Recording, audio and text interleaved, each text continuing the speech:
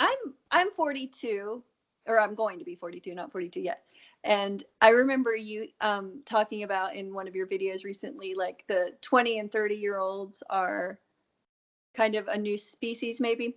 Yeah, but I think that's applicable to, like, it's not just that group. It's that group, that age group that I feel, at least the ones that I had come into contact with the last, week or so before I made that specific video, were the ones that had such specific mirrorings within me that I knew to make this specific video. But it's like basically everyone who has like participated in the program is like a slightly different race, or we are vibrating at such a different vibration that we're more so becoming what human actually is.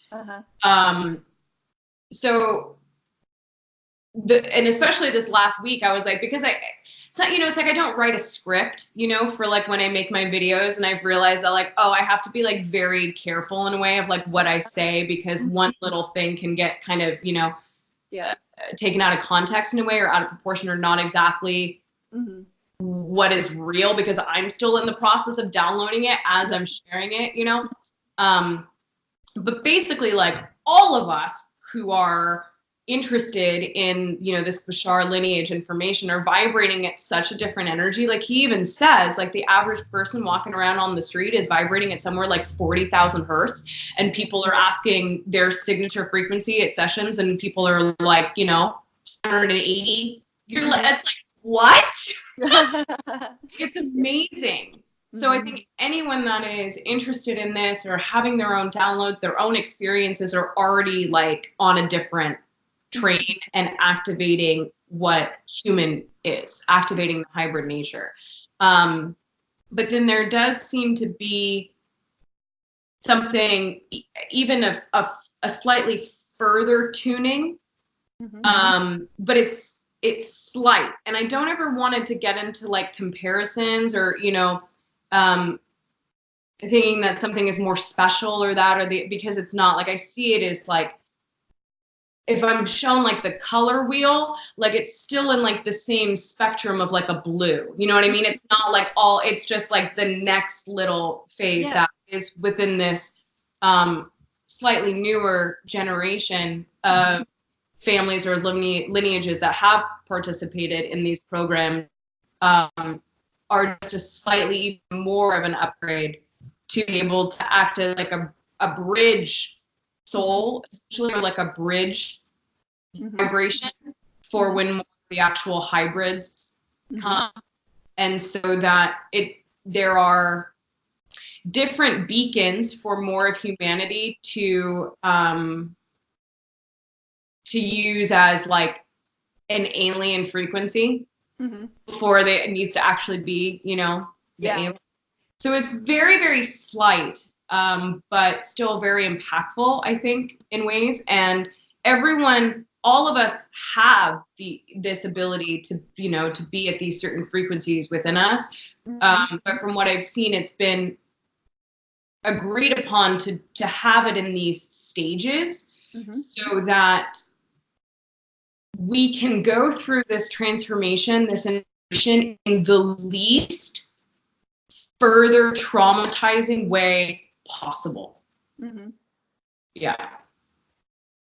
Okay, that makes sense. Yeah, I feel great about where I am, because I kind of feel like I'm in between, like the young adults and the older adults, and I really don't feel like the younger adults may be more evolved physically, but I have been able to glean so much from the older adults too, that may be operating at a very high frequency, and the younger ones operating at a high frequency. And I feel like it's this process kind of similar to the hybrids and humans, with the older people who are in this lineage, and with the younger people, that we are all doing this together, and absolutely, unfolding ourselves together through our interactions with each other. Absolutely. And I like where I am, because I kind of feel like I can tap into both sides a little bit, Yeah, absolutely. Yeah, I love where you are. And I'm a lot of the things, what's been challenging for me and sometimes kind of held me back from beginning to share, I almost felt like my experiences, in particular with the Greys, weren't flushed out enough or weren't scary enough. Like I didn't have the honor to talk about this because of so many of what, our forerunners in a way are the older generation. I don't even like using, I don't know what to call that. I don't like the word older, but you know what I mean? It doesn't sound nice. Because so much of what they experienced was so much pressure, like it's such an easier time in a way than I have of being able, to transform in this way because there isn't the amount of pressure and there's, the internet and so many different ways to be able to connect and share stories, but the actual story of the mythology has changed because our consciousness is expanded. So people have such intense experiences with the Greys that at least a lot of the aunties and uncles, that's a better name. A lot of the aunties and uncles that I've talked to, yeah, I mean that's what they would refer to people in Hawaii. That's how you would, say that. Yeah. So much of what I've shared with people at, Bashar sessions, I'm just like, whoa, like, thank you for your service, because your experience of diving into the shadow and actually having it like extremely physical, like my experience have been very kind of dreamlike and very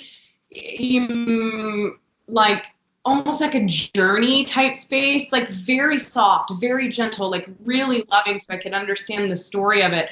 Whereas, 30 years ago, this was a completely different ball game to be having these types of interactions for the most part. So there's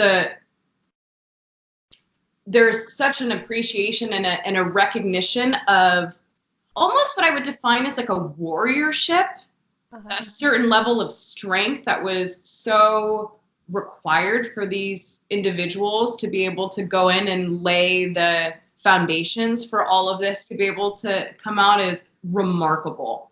And how, again, most people that I interact with that are of, the aunt and uncle generation are so full of light and love and so young and youthful and don't have like a grudge, you're like to have gone through that much contrast and negativity and still maintain such a integrated, positive, unconditionally loving vibration is what it's all about. Right? Yeah. And they've had so many years under their belts to get familiar with their stories and the energy and it's remarkable. And even just being able to, talk about these concepts, talk about the idea of vocal channeling 30 years ago. Whoa, talk about type of spiritual ideas, let alone, and it's still kind of like we're still breaking barriers in a way, talking about extraterrestrials within the spiritual community. But like from my perspective, it's like everyone thinks it's cool now, like everyone's talking about it, and it's so different from how it must have been 30, 40 years ago. Yeah. Okay, let me see. I have one more, well, at least one more question. This is kind of a divergence, but you seem to have a very strong connection with the earth, and I see a lot of your pictures where you're outside. And do you have any particular activities you enjoy the most, and anything you could say about your connection to the earth? Oh, that's sweet. Just recently, especially with spring happening, is just taking my time to like really look at the flowers and the details of plants. and even like right outside my front door, but just to, and I also recently got like a real camera, a DSLR camera, and I had a lot of dreams where I'm focusing like on a zoom. And so I've been playing with that, doing that just with my eyes and seeing all of the little fine details in all of these beautiful little buds and plants and things that are emerging right now in the season. And then also hiking, getting out and climbing some hills. And I like to be barefoot a lot on the earth, especially before and after channeling sessions. Just listening too, closing my eyes a lot and just listening to the wind and the birds and running water, because now we have a little bit, it's going to start to dry up soon, but all of that type of almost like the cryptic training that Willa's been bringing through, which was a really fun synchronicity for me as well. I actually got, and I think this happened to multiple people. I'm not the only one that has this story, which I just is like so cool that they are always watching us and really do have the ability to be like, oh, that's relevant. Okay, we'll share that. I actually had this idea to go and put my back against a redwood tree and listen to like a running stream. And I was like, well, that was really specific, higher self. Like, okay. And I didn't do it. It was a thought that came in like months before Willa ever shared it. It was a thought that came in, and I did, like, for whatever reason, you know, it's like one of those things that, you know, just plops through and we don't do. And then a few months later, she gave that, and I was like, okay, sure, I guess I'll do that. Okay. So that's been something that I continue to do in various ways, just listening more, and swimming as well. So going into the ocean, and it is cold here, but staying in for as long as feels comfortable, and sometimes with a wetsuit too, and beginning to train more to have contact here with the dolphins. Here it's very different though than in Hawaii, and very cold, and they're very big, and I've been reluctant to go out, and I've been neglecting my joy on some level of knowing that I want to go get in the water because I'm like, it's cold. But once I get in, and you know, there is the potential interactions with the dolphins, it's been very slight and few and far between, because the energy is different, and I'm in stages to be able to have contact with them here. But that's actually what my video this week is going to be about, is that I kind of got reflected to me in a really fun way yesterday, where I was like, oh, I got like called out, like I need to go to the ocean. I'm not acting on my joy. But that is something that I really do love to do, that helps me further connect to Gaia and to ground, really is what it is, and allows me to get fully present back in the now moment, to then know what the next you know, idea is to do in whatever given moment.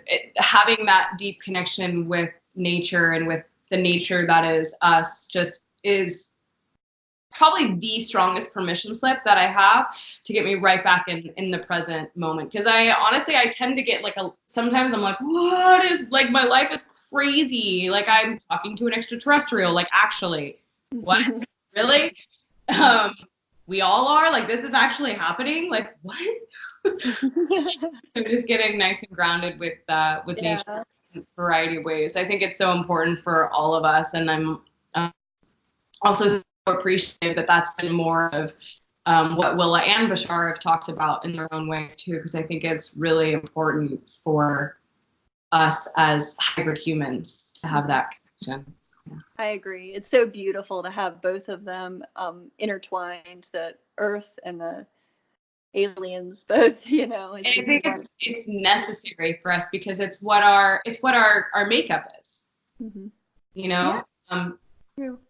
Yeah, we are Earth and, you know, cosmic energy. Mm-hmm. It's what our DNA is. And I forget which session it was in, but it was, and I forget exactly how he said it, but Bashar said something in a way where I was like, whoa, we are. He's like, you're elementals. Humans are elementals, just at a slightly different density, but you guys are elementals too. Oh. Yeah. I was like, oh, whoa. I think it was in the winter spirit Okay. one. Yeah. I think I streamed that, but I don't think I bought it, so I might not remember that. But that's cool. Yeah, it was really cool. I honestly I forget which one it was, but he said it in a certain way where I was like, oh, of course we right. Hmm. Yeah. And yeah, and Bella is very connected to Gaia too. They're able to have very like physical, as we would define it, experiences within these density overlays of planet Earth. Within fourth density and even where her ship is and everything, they're able to have orchards and, you know, grow food from around the world and actually be able to touch down on fourth density versions of Earth, whether it's what we would identify as the future or identify as the past. Fourth density Earth is fourth density Earth, and they can explore and go for swims with the dolphins and climb trees and hear the breeze and all that kind of stuff. So it's really important in what we are as hybrids and humans. Mm-hmm. Yeah. That's amazing to think about all the different versions of Earth, and I guess this one is an overlay of them, but there are many other versions where they're fully on the Earth interacting with us and everything, right? Or is it? Yeah, and that's kind of where honestly where my brain like fuzzes out, and I because that's like looking, it's almost like I can see like looking into like our most preferred future, where I just go back to like what's relevant. Yeah. Because yeah, certainly. And like the story that they are holding true to, and she sticks to the same timeline as Bashar, where it's like, yeah, 2027, 2033, you know, kind of like, you know, select contact, the enclaves are gonna, and even that in itself, I'm like, what? And she's like, yeah, I'm like, you know, things are gonna shift. We don't really know exactly what race is coming first, all this kind of stuff, but like, you know, I'm putting my vote in to like, you know, be the first one to like step foot down. She's like, I'm all about it. And I'm like, do you like the pasta pomodoro? What kind of, like, I'm like, what? You know, like, I'm like serving my job at the restaurant and all of this. But yeah, so honestly, I kind of closed it off to a certain point because it's just a little intense, but that's what she says, that fully by, you know, 2027, 30, you know, 2033, small interactions. And those of us that are fully awakening to our vibrations are going to be able to be hopping in and out of like different densities. Like we already do it, but by the point of like, you know, let's say 2035, we're able to like be more so fully in fourth density, and like at that point probably like the trains have even like fully separated. But I've been shown and an understanding within me that like we'll have the ability to consciously jump back and forth for quite a while until it really is not relevant, because again, being able to do this transformation in the least traumatizing way possible means that people are going to get the opportunity to be able to interact with our frequencies for as long as like it's relevant, so that they can make a choice to match it or not. And so there is this whole kind of world that I am able to tap into to an extent that really doesn't feel too far off in our future, and where we are very much more so in fourth density, but able to interact with these other versions of our Earth. And the hybrids are like very much a part of that. Awesome.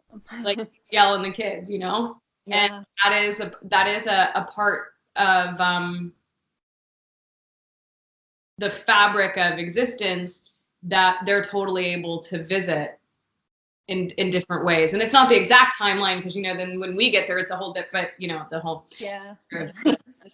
the frames is weird, time travel and all that kind of stuff doesn't, you know, but at a certain level, they are able to interact with those versions of us that are in fourth density, so that we can have more of the experience of remembering our future, or allowing our future vibrations to help dictate our present, to give us like a course to follow.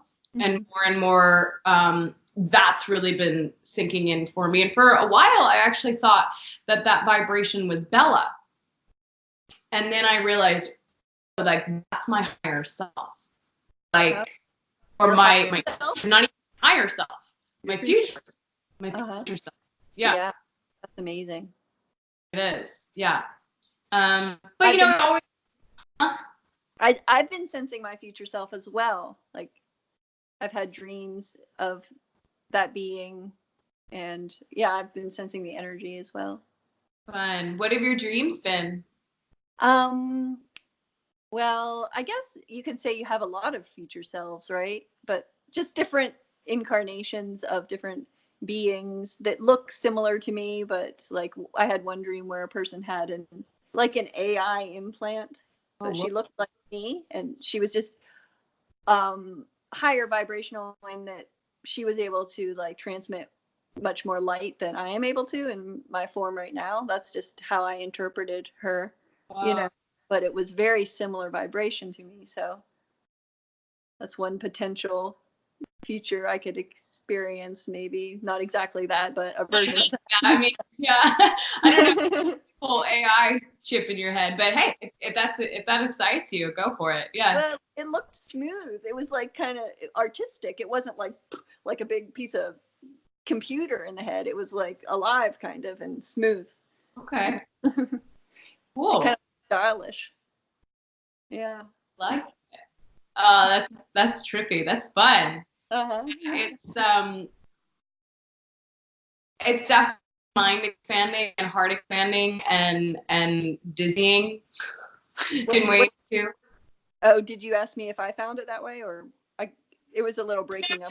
That it is being able to, just in general, being able to connect to all these different aspects of ourselves, whether it's a future potential of this incarnation, or even a totally different separate incarnation in a time that we define as the future. It's amazing and like dizzying, you know, and it's always just about taking what is actually applicable in our day-to-day life. Yeah.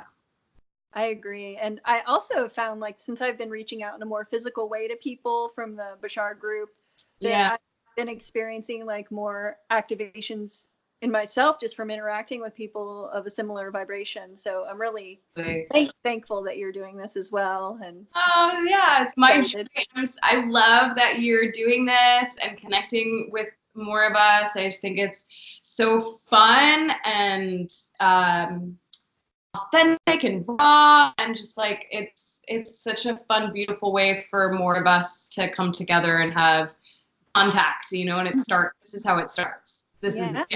Absolutely. Yeah. And expand more of ourselves and more of our perspective. Yeah, it's really, really fun. So thank you so much for all that you do, and for all of the wonderful quotes that you always share, and those beautiful memes that you make. And I love your videos, honestly, so much when you allow yourself to get like super silly. I'm like, yes, I love that version of Erin so much. Well, maybe I'll do some more of those. That happened actually, I think, after I saw Bashar live. Like when I saw him live, like I had all this energy, and when I came back, and like that just came out, and felt like a totally different person after that. Who was that did that? You know, it comes. But like one of my favorite ones, and I think honestly one that I was like so impressed with, where I was like, I think I would be scared to do that, is you somersaulting on your oh, that one. Maybe we could like dare each other to do crazy videos like that. Okay, I'm down. I'll play. Back and forth. Who I'll knows? play along. Sure. It sounds fun. Sounds fun. I love it.